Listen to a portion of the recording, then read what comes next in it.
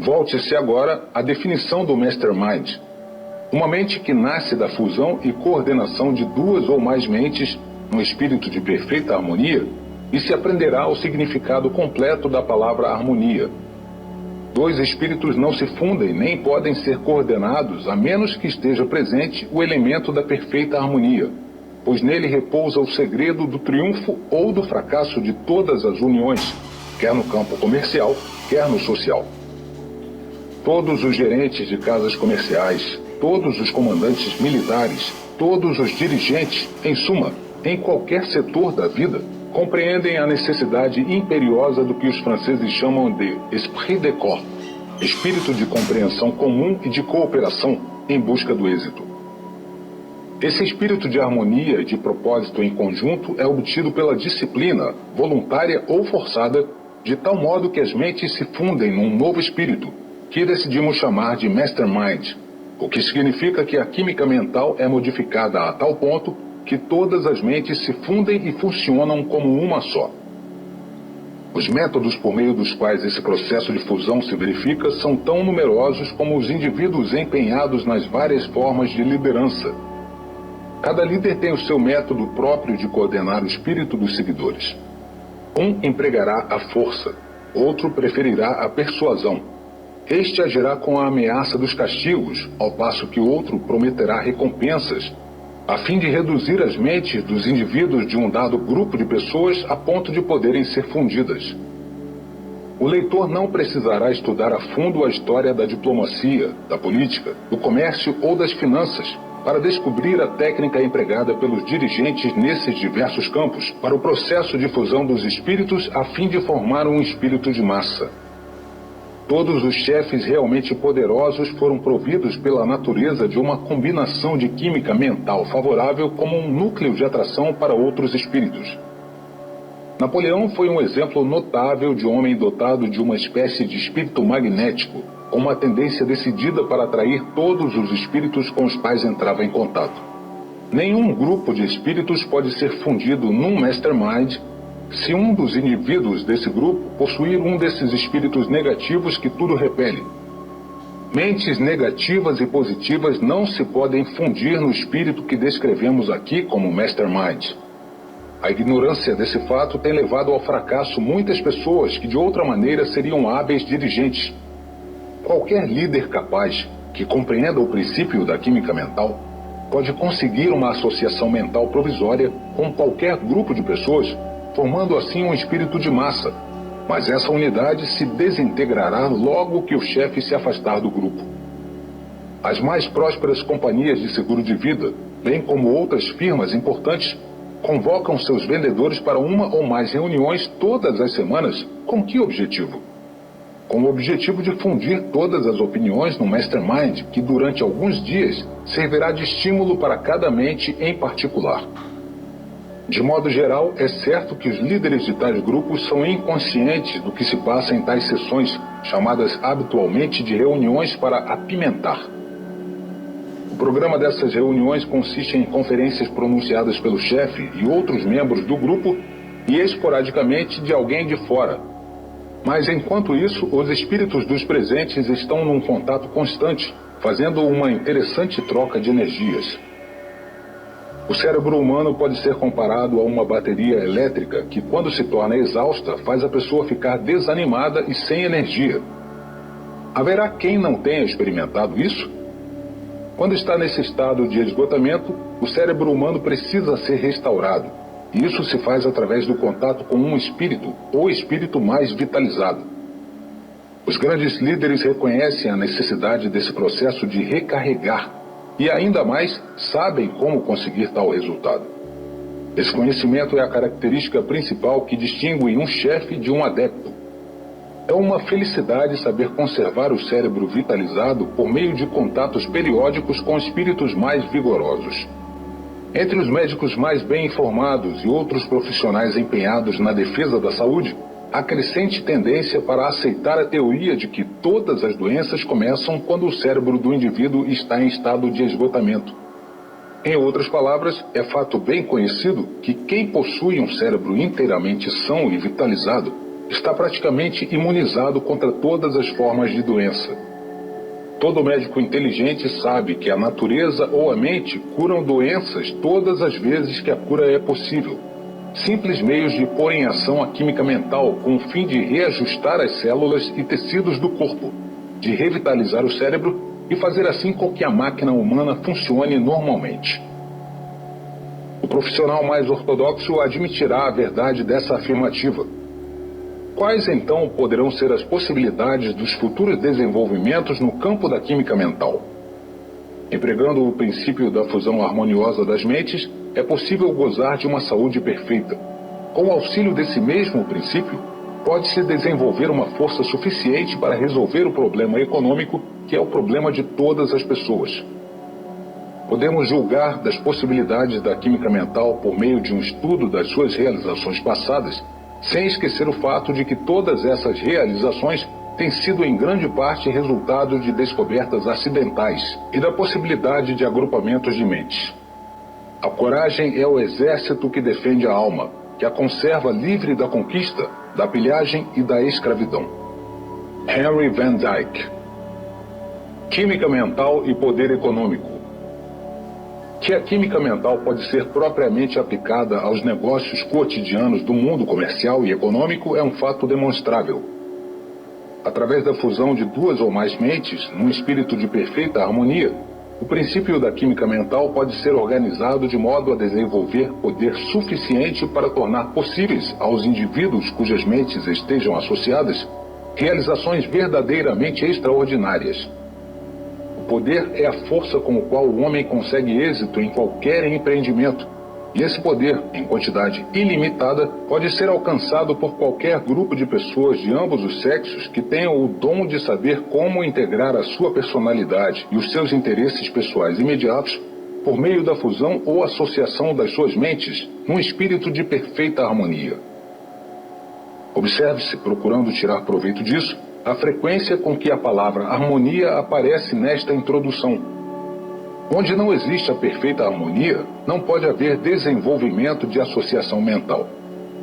As unidades mentais de um indivíduo jamais se fundirão com as unidades mentais de outro indivíduo, senão depois que as duas mentes forem despertadas e aquecidas pelo espírito da perfeita harmonia de propósitos. Desde o instante em que duas mentes trilham estradas diferentes de interesse, as unidades mentais de cada indivíduo operam separadamente, desintegrando-se o terceiro elemento, conhecido como Mastermind, que nasceu e cresceu dessa aliança amistosa ou harmoniosa. Estudemos agora alguns homens bem conhecidos que acumularam grande poder e também grandes fortunas por meio da aplicação da química mental. Comecemos por 3 homens, célebres pelas realizações que conseguiram nos seus respectivos campos de ação econômico, comercial e profissional. São eles Henry Ford, Thomas Alva Edison e Harvey S. Firestone. Dos 3, Henry Ford é o mais poderoso quanto ao poder econômico e financeiro. Muitos que o têm estudado julgam-no o homem mais poderoso dos que já viveram. Tanto quanto se sabe, é ele o único homem que existe ou já existiu, em todos os tempos, com poder suficiente para frustrar o truste do dinheiro nos Estados Unidos. Ford juntou milhões de dólares com muita facilidade, como uma criança enche seu baldezinho de areia quando brinca na praia. Os que estão bem informados a esse respeito dizem que se ele tivesse necessidade poderia enviar pedidos de dinheiro, reunir $1 bilhão e fazer uso dele dentro de uma semana. Ninguém dentre os que conhecem as realizações de Ford pode duvidar disso. Todos os que o conhecem sabem muito bem que ele o faria com a mesma facilidade com que a média dos homens paga o aluguel de casa todos os meses.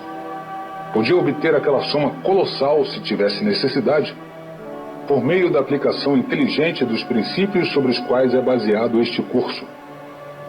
Quando os automóveis Ford ainda estavam no processo de aperfeiçoamento, em 1927, ele recebeu, segundo se sabe, encomendas de mais de 375 mil carros com pagamento adiantado em dinheiro. Calculando-se o preço de $600 por automóvel, isso importaria em $225 milhões. Ele recebeu essa quantia nababesca antes de entregar um só carro. A tal ponto chega a confiança na sua habilidade. Edison era, como todos sabem, filósofo, cientista e inventor. Foi talvez o mais profundo estudante da Bíblia. Tinha um conhecimento tão profundo da natureza que chegou a dominar e combinar, para o bem da humanidade, mais leis naturais do que qualquer outro homem no mundo inteiro. Foi ele quem conseguiu juntar uma ponta de agulha e uma peça de cera, de tal modo que a vibração da voz humana pôde ser gravada e reproduzida nas modernas vitrolas. Do mesmo modo que conseguiu gravar e reproduzir a voz humana em discos, Edison talvez ainda realizasse a captação e interpretação corretas das vibrações do pensamento que palpitam no éter do universo. Foi ele quem primeiro dominou a centelha, transformando-a em luz para o uso do homem por meio da lâmpada elétrica. Foi Edison quem deu ao mundo o cinema. Esses são apenas alguns dos seus feitos notáveis, milagres modernos que realizou. Esses milagres ultrapassam a todos os narrados nos livros de ficção. Firestone é o espírito que movimenta a grande indústria de pneumáticos Firestone, em Akron, Ohio. Suas realizações industriais são muito conhecidas em toda parte onde haja automóveis, para que seja necessário fazer aqui qualquer comentário especial a respeito. Esses 3 homens começaram sua vida comercial e profissional sem nenhum capital e com muito pouco tempo de escola, isto é, com muito pouco do que se chama habitualmente educação. Os 3 são hoje muito bem educados, muito ricos e poderosíssimos. Pesquisemos agora a fonte, a origem da sua opulência e do seu poder. Desse modo, não cuidaremos apenas do efeito. O verdadeiro filósofo deseja compreender a causa de um dado efeito. Sabe-se geralmente que Ford, Edison e Firestone são amigos há longos anos e que antigamente tinham por hábito ir para o campo uma vez por ano para um período de descanso, meditação e recuperação. Mas não se sabe bem, talvez nem eles próprios o saibam, que há entre os 3 um laço de harmonia que os levou a uma fusão de espírito que é a fonte real de todo o poder. Essa mente que surgiu do contato dos 3 homens facilitou-lhes uma combinação de forças e fontes de conhecimento com os quais a maioria dos homens não está ainda familiarizada. Se o leitor duvida do princípio ou dos efeitos aqui descritos, deve lembrar-se de que mais da metade da teoria aqui abordada já é fato conhecido. Por exemplo, é mais que sabido que esses 3 homens gozam de grande poder e que são riquíssimos, que começaram sem capital e com muito pouco estudo, e que tinham contato mental periódico uns com os outros, que foram sempre amigos, vivendo em harmonia, e que as suas realizações são tão notáveis a ponto de ser impossível compará-las com as de outros homens nos seus respectivos campos de atividade. Esses efeitos são conhecidos praticamente por qualquer menino de escola no mundo civilizado. Assim não pode haver mais discussão a esse respeito. No que se refere à causa das realizações de Ford, Edison e Firestone, podemos estar certos de uma coisa: elas não foram, de maneira alguma, conseguidas à custa de truques, de embustes. Esses homens não são prestidigitadores. Trabalham com as leis naturais, leis que, na maioria, são bem conhecidas de todos os economistas e líderes no campo da ciência, excetuando, possivelmente, a lei em que se baseia a química mental. Essa não está ainda suficientemente desenvolvida para ser classificada pelos homens de ciência no seu catálogo de leis conhecidas. Um mastermind pode ser criado por qualquer grupo de pessoas que desejem coordenar as suas mentes no espírito de perfeita harmonia. O grupo pode ser composto de qualquer número a partir de 2. Os melhores resultados são conseguidos quando se fundem 6 ou 7 mentes. Quando 2 ou mais pessoas se harmonizam em espírito e produzem o efeito conhecido como mastermind, cada componente do grupo se torna investido de poder de entrar em contato e adquirir conhecimentos através do subconsciente de todos os outros membros. Esse poder se torna logo patente, tendo por efeito estimular a mente a um grau superior de vibração, evidenciando-se assim na forma de uma imaginação mais viva e a consciência de que parece ser um 6º sentido. É através desse 6º sentido que as novas ideias surgem na mente. Essas ideias assumem a natureza e a forma do assunto predominante no espírito do indivíduo. Se todo o grupo se reuniu com o propósito de discutir um dado assunto, as ideias relativas a esse assunto aparecerão no espírito de todos os presentes, como se uma influência externa as tivesse ditado.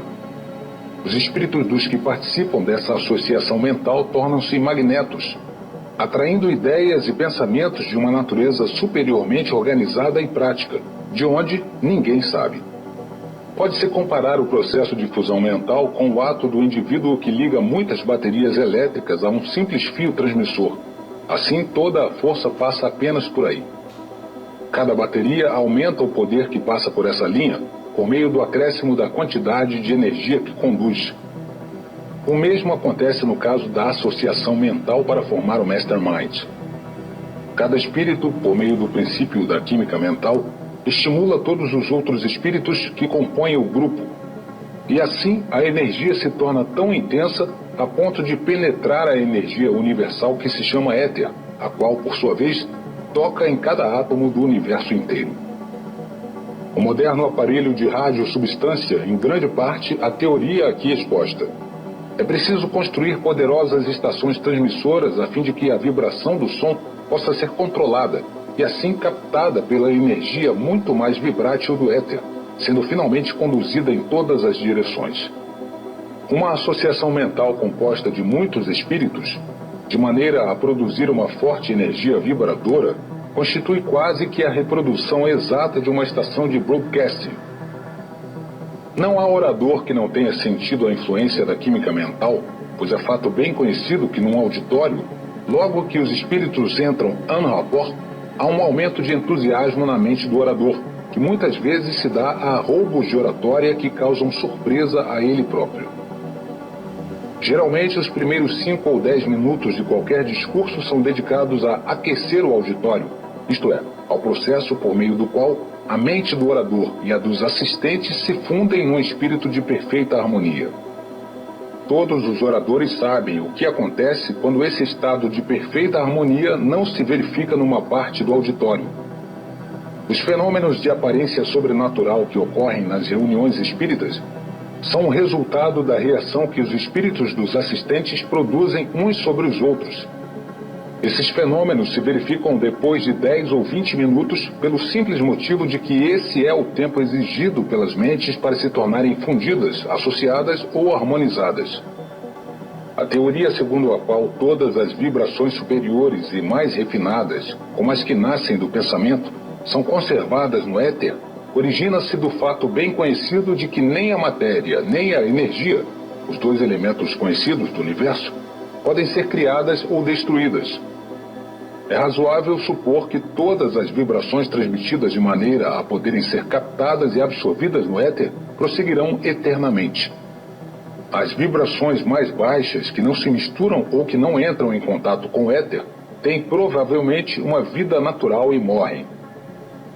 Todos os chamados gênios provavelmente adquiriram sua reputação porque, por mera chance ou de outra maneira, formaram alianças com outros espíritos que lhes facilitaram emitir suas próprias vibrações mentais para um ponto onde pudessem entrar em contato com o grande templo do conhecimento, registrado no éter do universo. Investigando a fonte do poder econômico, tal como é manifestada pelas realizações de vários homens no domínio dos negócios, estudemos o caso do Grupo de Chicago, conhecido por Big Six, 6 grandes, constituídos por William Wrigley Jr., proprietário do negócio de gomas de mascar que traz o seu nome e cuja renda individual se diz ser de mais de 15 milhões de dólares.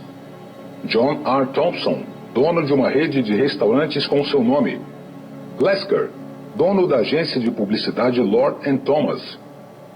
McCullough, proprietário da Parmalee Express Company, a maior companhia de transportes da América. E, finalmente, Ritchie & Hertz, donos dos automóveis de praça conhecidos por Yellow Taxicab.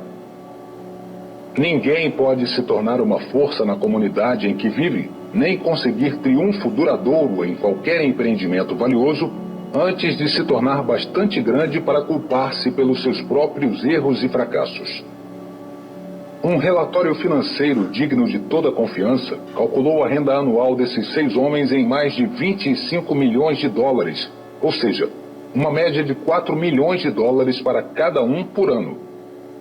Uma análise do grupo formado por esses 6 homens revela o fato de que nenhum deles teve qualquer vantagem de educação, que todos começaram sem capital ou amplos créditos, que as suas realizações financeiras têm sido devidas aos seus próprios planos e não a um capricho qualquer da roda da fortuna.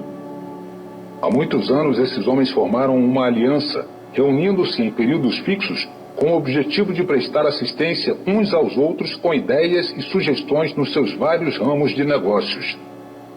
De todo o grupo, Hearst e Rich eram os únicos ligados por sociedade comercial. As reuniões eram efetuadas unicamente com o propósito de cooperação e de assistência mútua, com ideias e sugestões e, ocasionalmente, endosso de notas e outras garantias para auxiliar qualquer membro do grupo que estivesse diante de alguma emergência. Diz-se que, presentemente, cada um dos componentes do grupo Big Six é muitas vezes milionário. Em regra, não merece comentário especial ou elogio um homem que nada fez além de acumular alguns milhões de dólares. Entretanto, relacionado com o sucesso financeiro desse grupo, há algo que é bem digno de comentário, estudo e análise, e até mesmo de emulação. Esse algo é o fato de terem eles aprendido como coordenar as suas mentes, fundindo-as num espírito de perfeita harmonia, criando assim um mastermind que forneceu a cada um dos componentes do grupo um meio de abrir as portas que estão fechadas para a maioria da raça humana. A United States Steel Corporation é uma das mais fortes e poderosas organizações industriais do mundo. A ideia que fez surgir essa gigantesca organização industrial nasceu na mente de Albert H. Gary, advogado mais ou menos sem importância, nascido e criado numa cidadezinha de Illinois, perto de Chicago. Gary cercou-se de um grupo de homens cujas mentes estavam fundidas num espírito de perfeita harmonia e assim conseguiu criar a associação mental, Mastermind, que é o espírito propulsor da grande United States Steel Corporation. Onde quer que se investigue, em toda parte onde se encontrem êxitos notáveis no comércio, nas finanças, na indústria ou em qualquer profissão, pode-se ter a certeza de que a vitória foi conseguida por alguns indivíduos que aplicaram o princípio da química mental, criando assim um mastermind. Esses triunfos notáveis muitas vezes se apresentam como sendo o trabalho de um só homem, mas a uma pesquisa cuidadosa encontrar-se-ão outros indivíduos cujas mentes foram coordenadas. Devemos estar lembrados de que 2 ou mais pessoas podem operar o princípio da química mental e assim criar um mastermind. O poder humano é o conhecimento organizado que se expressa por meio de esforços inteligentes. Não se pode dizer que um esforço é organizado senão quando os indivíduos nele empenhados coordenam os seus conhecimentos e energias no espírito de perfeita harmonia. A falta dessa harmoniosa coordenação de esforços é praticamente a causa principal de todos os fracassos comerciais. Uma vez realizamos uma interessante experiência em colaboração com os alunos de um grande colégio americano. Pediu-se a cada aluno para escrever um ligeiro ensaio sobre o seguinte tema: como e por que Henry Ford se tornou opulento. A maioria dos alunos arranjou relatórios financeiros e balanços do ativo de Ford e empregou esses dados como base para a estimativa sobre sua riqueza. Incluídos nessas fontes de riqueza de Ford estavam o dinheiro em bancos, as matérias-primas e os produtos acabados em estoque, os imóveis e prédios, calculando-se de 10% a 20% sobre o valor dos bens materiais. Um dos alunos desse grupo, composto de várias centenas de rapazes, respondeu da seguinte maneira: os bens de Henry Ford consistem principalmente em 2 itens a saber: 1. Capital, trabalho, matérias-primas e produtos acabados. 2. O conhecimento adquirido pela experiência do próprio Henry Ford com a cooperação de uma organização bem treinada que sabe como aplicar esse conhecimento com as melhores vantagens dentro do ponto de vista de Ford. É difícil calcular com possibilidade de correção, mesmo aproximada, o número de dólares e de centavos que constitui o valor de qualquer dessas 2 espécies de ativo. Mas, em minha opinião, Os seus valores relativos são os seguintes: conhecimento organizado da empresa Ford, 75%. Valor em dinheiro e bens materiais de toda a natureza, incluindo matéria-prima e produtos acabados, 25%. É nossa opinião que o rapaz que assinava esse relatório não poderia tê-lo compilado sem a assistência de outros espíritos mais analíticos e experimentados. Inquestionavelmente, o maior ativo de Henry Ford é o seu cérebro. Em seguida virão os cérebros do seu círculo imediato de auxiliares, pois é através da sua coordenação que foram acumulados os bens que ele controla. Se fossem destruídas todas as fábricas de Ford e todas as suas máquinas, todos os átomos de matéria-prima, todos os automóveis já terminados e todos os seus depósitos nos bancos, ele seria ainda assim o homem mais poderoso da Terra no que se refere a poder econômico. Os cérebros que realizaram as empresas Ford podiam duplicá-la novamente em pouco tempo. Há sempre capital em quantidade ilimitada à disposição de cérebros como o de Ford. Ford é o homem mais poderoso do mundo do ponto de vista econômico, porque possui, tanto quanto sabemos, em grau mais elevado que qualquer outro homem no mundo inteiro, a concepção prática do princípio do conhecimento organizado. Apesar do grande poder e do êxito financeiro de Ford, sabe-se que ele errou várias vezes na aplicação dos princípios por meio dos quais conseguiu seu enorme poder. Quase não há dúvida de que os métodos de cooperação mental de Ford foram muitas vezes crus, mas possivelmente isso ocorreu nos primeiros tempos de sua atividade, antes que ele adquirisse a experiência que naturalmente chegaria com a maturidade. Não pode, porém, haver a menor dúvida de que a aplicação do princípio da química mental por Ford, pelo menos no princípio, foi o resultado de uma aliança acidental com outros espíritos, particularmente com Edison.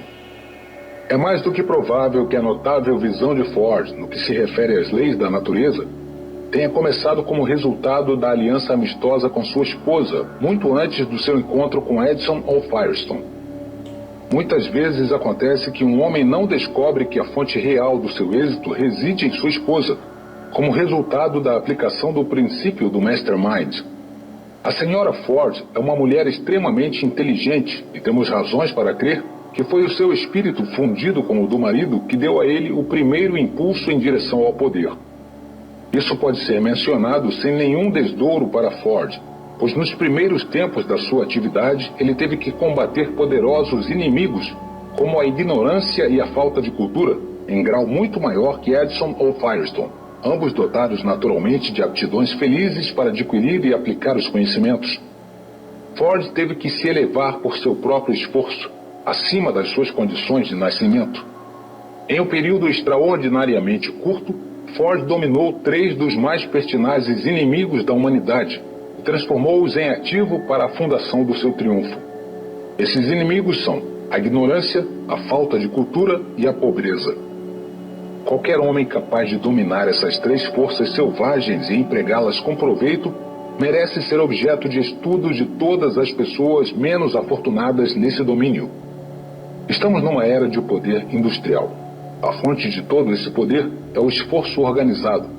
A direção das empresas industriais não somente organiza eficientemente os operários, como também, em muitos casos, a fusão de indústrias tem afetado o problema de tal maneira que tais combinações, como no caso da United States Steel Corporation, têm acumulado praticamente um poder ilimitado. Dificilmente se pode passar a vista sobre os acontecimentos do dia sem ter notícia de qualquer associação comercial, industrial ou financeira agindo sob uma direção única, tendo grandes lucros e criando assim enorme poder. Nunca na história do mundo houve tanta abundância de oportunidades de ganhar dinheiro para aqueles que estão cheios de boa vontade para prestar serviços. Um dia é um grupo de bancos, no outro, uma rede de estradas de ferro. Logo a seguir, uma combinação de indústrias de aço, fundindo-se com o objetivo de desenvolver força, por meio de um esforço altamente coordenado e organizado. O conhecimento de natureza geral desorganizado não é poder, é apenas poder em potencial, material do qual poderá desenvolver-se o poder real. Qualquer biblioteca moderna contém um fichário desorganizado de todos os conhecimentos de valor, dos quais a presente civilização é herdeira, mas esses conhecimentos não são poder, porque não são organizados. Todas as formas de energia e todas as espécies de vida animal ou vegetal, para sobreviverem, precisam ser organizadas. Os fósseis dos imensos animais pré-históricos apresentam evidências positivas de que não organização significa aniquilamento. O elétron, a menor partícula da matéria, bem como a maior estrela do universo, e todas as coisas materiais que se acham entre esses dois extremos, oferecem uma prova positiva de que a primeira lei da natureza é a organização feliz daquele que reconhece a importância dessa lei e se esforça por familiarizar-se com os vários modos pelos quais ela pode ser aplicada vantajosamente. O astuto homem de negócios não somente reconhece a importância da lei do esforço organizado, como também faz dessa lei a urdidura e a trama do seu poder. Mesmo sem qualquer conhecimento sobre o princípio da química mental, sem mesmo saber de sua existência, muitos homens acumularam grande poder simplesmente organizando o conhecimento que possuíam.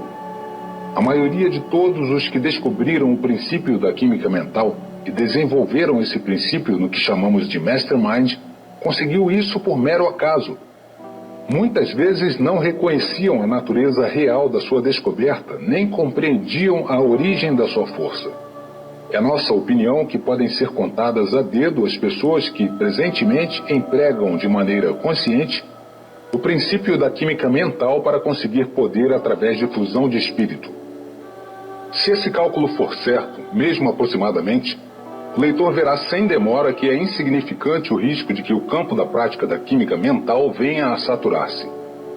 É fato conhecido por todos que uma das mais difíceis tarefas que cabem a qualquer homem de negócios consiste em induzir os seus associados à coordenação de esforços num espírito de perfeita harmonia. Induzir a cooperação contínua um grupo de operários em qualquer empreendimento é coisa quase impossível.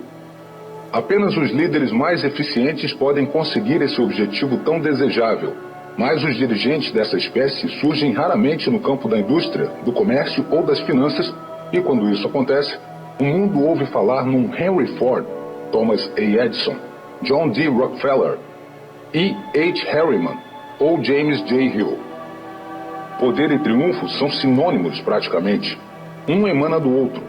Assim sendo, qualquer pessoa que saiba aplicar o poder com habilidade por meio da harmoniosa coordenação de esforços entre vários indivíduos pode conseguir êxito em qualquer empreendimento razoável, possível de ser levado a cabo de modo feliz. Ninguém pense, porém, que uma feliz associação mental, um mastermind, possa surgir imediatamente como um cogumelo, logo que se verifica a coordenação de mentes que pretendem unir-se num espírito de perfeita harmonia. A harmonia, no sentido real da palavra, é tão rara entre um grupo de pessoas como é o verdadeiro cristianismo entre indivíduos que se dizem cristãos. A harmonia é o núcleo em torno do qual deve ser desenvolvido o estado de espírito conhecido por associação mental perfeita ou mastermind. Sem esse elemento de harmonia, não pode haver a associação mental completa ou mastermind. Trata-se de uma verdade que não precisa ser repetida. Chame-se a isso religião, psicologia, química mental ou o que se quiser. Tudo se baseia no mesmo princípio.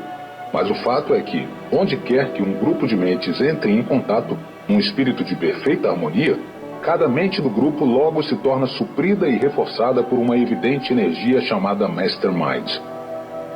Tanto quanto sabemos, essa energia ainda não classificada pode ser o espírito do Senhor, mas a verdade é que opera com a mesma eficiência, ainda que chamada por outro nome. O cérebro humano e o sistema nervoso constituem uma peça de um maquinário intrincado que poucos entendem. Quando controlada e dirigida de maneira adequada, essa peça da máquina pode ser levada a realizar maravilhas, mas quando não é controlada, pratica ações fantásticas, como se pode ver entre as paredes de um asilo de loucos. O cérebro humano tem ligação direta com o contínuo influxo de energia, do qual o homem tira o poder de pensar. O cérebro recebe essa energia, mistura-a com a energia criada pelos alimentos que nutrem o corpo e a distribui em cada porção deste último, com o auxílio do sangue e do sistema nervoso. E ela se torna assim o que chamamos vida. De que fonte emana essa energia externa, ninguém parece saber. Tudo o que sabemos a respeito é que é necessário tê-la para se viver. Parece razoável supor que essa energia não seja outra senão a que chamamos éter, e que entra no corpo com o oxigênio quando respiramos. O indivíduo está meio vencido desde que começa a ter pena de si mesmo ou a procurar uma desculpa para os seus defeitos. Todo o corpo humano normal possui um laboratório de primeira ordem e um estoque de produtos químicos suficiente para executar os processos de triturar, assimilar e misturar de maneira adequada o alimento que ingere, antes de distribuí-lo pelas partes onde ele é mais necessário para formar o corpo. Têm sido feitos inúmeros testes com homens e animais a fim de se provar que a energia conhecida com o nome de mente desempenha importante parte nessa operação química da composição e transformação dos alimentos nas substâncias necessárias para a formação e conservação do corpo. Sabe-se que os aborrecimentos, as emoções ou os temores interferem no processo digestivo e, em casos extremos, detêm inteiramente esse processo, ocasionando doenças e até mesmo a morte. É claro, portanto, que o espírito tem parte na química da digestão e da distribuição dos alimentos. Várias autoridades eminentes acreditam, embora isso nunca tenha sido cientificamente provado, que a energia conhecida como mente ou pensamento pode ser contaminada por unidades negativas ou insociáveis, a tal ponto que todo o sistema nervoso é atirado para fora da ordem do trabalho. A digestão fica seriamente afetada, manifestando-se várias formas de doença. Entre as causas de tais perturbações mentais, as principais são as dificuldades financeiras e os amores contrariados. Um ambiente negativo, como o que se cria em famílias nas quais um dos membros está sempre aperreando, interferirá na química mental de tal modo que o indivíduo perderá a ambição e gradativamente mergulhará na apatia. É por isso que um velho ditado diz que a mulher faz o homem ou o destrói. E há nisso muita verdade. Uma das nossas próximas lições tem um capítulo inteiro dirigido às esposas. Qualquer aluno do ensino médio sabe que certas combinações alimentares, quando ingeridas, provocam indigestão, dores violentas e até mesmo a morte. A boa saúde depende, pelo menos em parte, de uma combinação alimentar harmoniosa. Mas a harmonia da combinação alimentar não é suficiente para assegurar a boa saúde. É preciso haver harmonia também entre as unidades de energia conhecidas por mente ou pensamento. A harmonia parece ser uma das leis da natureza sem a qual não pode haver energia organizada ou vida de qualquer forma. A saúde do corpo, bem como a saúde mental, é inteiramente construída na base do princípio da harmonia. A energia conhecida por vida começa a desintegrar-se e a morte se aproxima logo que os órgãos do corpo deixam de trabalhar em harmonia. E no momento em que esta cessa, na fonte de qualquer energia organizada, as unidades dessa energia são arremessadas num estado caótico de desordem e o poder se torna neutro ou passivo. A saúde do corpo, bem como a saúde mental, é inteiramente construída na base do princípio da harmonia. E no momento em que esta cessa, na fonte de qualquer energia organizada, as unidades dessa energia são arremessadas num estado caótico de desordem e o poder se torna neutro ou passivo. A harmonia é também o núcleo do qual o princípio da química mental, conhecido como Mastermind, desenvolve o seu poder. Destruindo essa harmonia, ter-se-á destruído o poder que emana do esforço coordenado de um grupo de indivíduos. Essa verdade tem sido afirmada, reafirmada e apresentada de todas as maneiras nesta obra como uma lição infindável, porque, a menos que o estudante fixe bem esse princípio, aprendendo como aplicá-lo, ela seria absolutamente inútil. O triunfo na vida, ou o que quer que chamemos de triunfo, é sobretudo uma questão de adaptação ao ambiente, de maneira tal que haja harmonia entre o ambiente e o indivíduo. O palácio de um rei se torna uma choça de camponês quando não existe harmonia entre as suas paredes. Inversamente, a choça de um camponês pode proporcionar mais felicidade do que a mansão de um rico, se a harmonia reinar na primeira e faltar na segunda. Sem perfeita harmonia, a ciência da astronomia seria tão inútil como os ossos de um santo, pois as estrelas e os planetas chocar-se-iam uns contra os outros e tudo estaria em estado de caos e desordem. Sem a lei da harmonia, de uma semente qualquer poderia nascer uma árvore heterogênea que fosse ao mesmo tempo carvalho, álamo ou cedro. Sem a lei da harmonia, o sangue depositaria a qualidade de alimentos que servem para o desenvolvimento das unhas no couro cabeludo, onde só o cabelo deve crescer, e dessa maneira desenvolver-se-ia qualquer formação córnea. Sem a lei da harmonia não pode haver organização de conhecimento, e assim poder-se-ia perguntar: há conhecimento organizado, exceto a harmonia dos fatos e verdades das leis naturais? No momento em que a discórdia começa a bater a porta de frente do conhecimento, a harmonia vai saindo pela porta dos fundos, por assim dizer, quer se aplique isso a uma sociedade comercial ou ao movimento ordenado dos planetas. Se o leitor julgar que exageramos a importância da harmonia, lembre-se de que a falta dela é o primeiro e muitas vezes o único motivo de fracasso. Não pode haver música, nem poesia, nem eloquência dignas de louvor sem a presença da harmonia.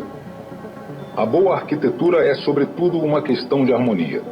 Sem harmonia, uma casa nada mais é que uma massa de materiais de construção mais ou menos monstruosa.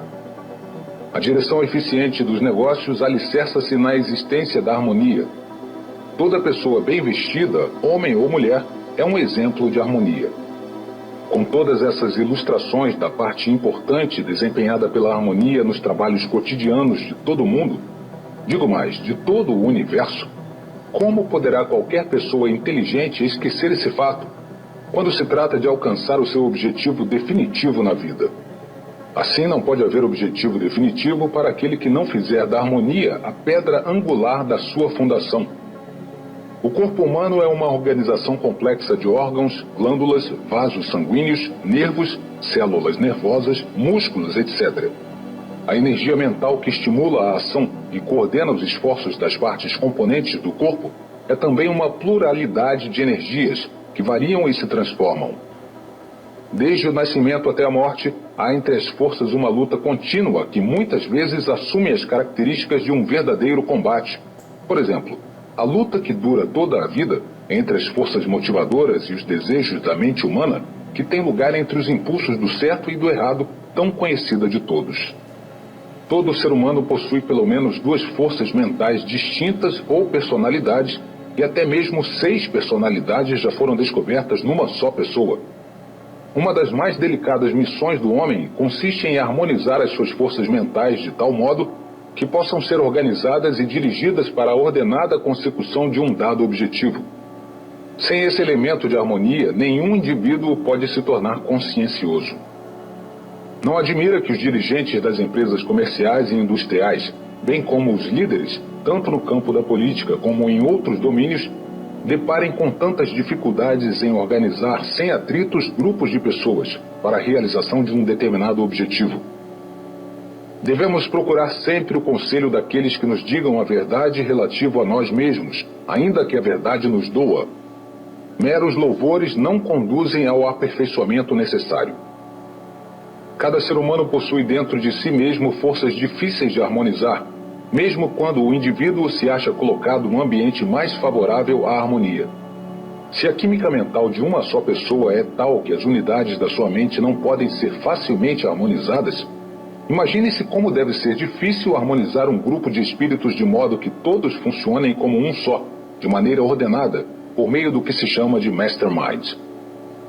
O líder que se desenvolve com êxito e dirige as energias de um mastermind deve possuir tato, paciência, persistência, autoconfiança, conhecimento íntimo da química mental e habilidade para adaptar-se, num estado de perfeita harmonia e equilíbrio, às circunstâncias que se transformam rapidamente, sem demonstrar qualquer sinal de aborrecimento. Quantos poderão corresponder a tais exigências? O verdadeiro líder precisa ser dotado da habilidade de mudar a cor da sua mente, como o camaleão muda a cor da pele, para atender a todas as circunstâncias que surgirem relacionadas com a sua liderança. Além disso, deve possuir a habilidade para passar de uma atitude para outra, sem demonstrar o mais leve sinal de cólera ou falta de autocontrole. O líder perfeito deve compreender as 15 leis do triunfo e estar apto para pôr em prática qualquer combinação dessas leis, sempre que a ocasião exigir. Sem essa habilidade, nenhum líder conseguirá ser poderoso, e sem poder, nenhum líder pode subsistir por muito tempo. O significado da palavra educação. Desde muito tempo que se estabeleceu uma concepção errada da palavra educar. Os dicionários não têm contribuído para eliminar esse mal-entendido, pois continuam definindo educar como o ato de disseminar conhecimento. A palavra educar tem as suas raízes no vocábulo latino educo, que significa desenvolver-se de dentro, projetar-se, crescer por meio da lei da prática. A natureza odeia a preguiça em todas as suas formas. Dá vida contínua apenas aos elementos que estão em atividade. Amarre um braço ou outra parte do corpo, tornando-o inativo, e dentro em pouco a parte imobilizada se tornará atrofiada, ficando sem vida. Ao contrário, faça de um dos braços um uso maior do que o habitual, como acontece no caso do ferreiro que maneja um pesado martelo o dia inteiro, e esse braço se tornará mais vigoroso, mais forte e muito mais musculoso. O poder nasce do conhecimento organizado, mas não se deve esquecer que é por meio da aplicação e do emprego que dele se faz. Um homem pode ser uma enciclopédia ambulante sem possuir nenhuma força. O conhecimento não se torna poder senão à medida que é organizado, classificado e posto em ação. Alguns dos homens mais bem educados do mundo possuem menos conhecimento geral do que alguns dos que são conhecidos como ignorantes. A diferença é que os primeiros puseram em prática os seus conhecimentos, enquanto os últimos não fizeram nenhuma aplicação do que sabiam. A pessoa educada é aquela que sabe como adquirir tudo o de que necessita para alcançar o seu objetivo principal na vida, sem violar os direitos dos seus semelhantes.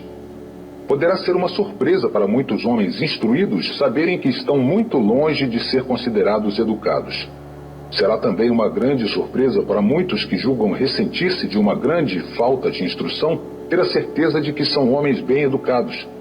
Educação, não nos esqueçamos disso, consiste em poder obter tudo o que é necessário para atender às próprias necessidades, sem violar os direitos alheios.